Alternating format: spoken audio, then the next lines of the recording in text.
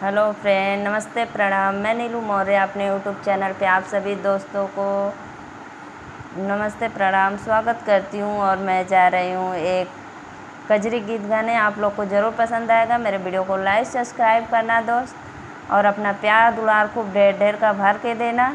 और जो फेसबुक से देख रहे हैं पेज को फॉलो करें, कृपया शेयर करें और मेरा सब्सक्राइबर बढ़वाएं। आप लोग से यही मेरा रिक्वेस्ट है। राधे राधे। सड़िया लाइदा बलम बनारसी, जे में जड़ल मोतियाना। सड़िया लाइदा बलम बनारसी, जे में जड़ल मोतियाना। जे में जड़ल मोतियाना हो, जे में जड़ल मोतियाना। सड़िया लाइदा बलम बनारसी, जे में जड़ल मोतियाना। सोने के थाली में जेवना बनवली, सोने की थाली में जेवना बनवली। जेवना जैला बलम रंग रसिया, जेवना जैला बलम रंग रसिया। जे में भरल भोजनियाना, जेवना जैला बलम रंग रसिया। जे में भरल भोजनियाना। सड़िया लाइदा बलम बनारसी, जे में जड़ल मोतियाना।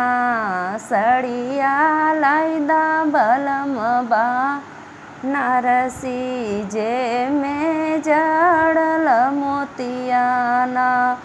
गिलसा में लवंग इलायची का बिड़वा जोड़वली, लवंग इलायची का बिड़वा जोड़वली। बिड़वा कुचिला बलम रंग रसिया, बिड़वा कुचिला बलम रंग रसिया।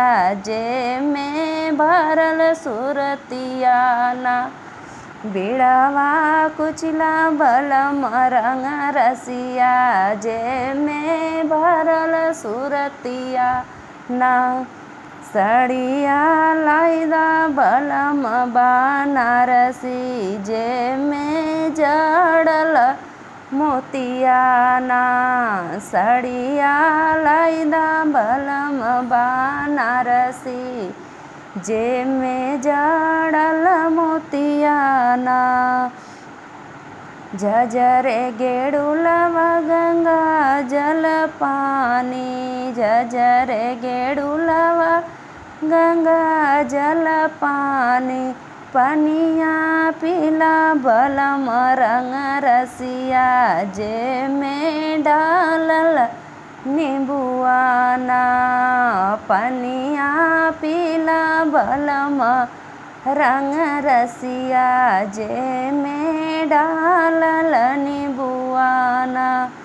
सड़िया लाइदा बलम रंग, सड़िया लाइदा बलम बनारसी, जे में जड़ल मोतियाना। सड़िया लाइदा बलम बनारसी, जे में जड़ल मोतियाना।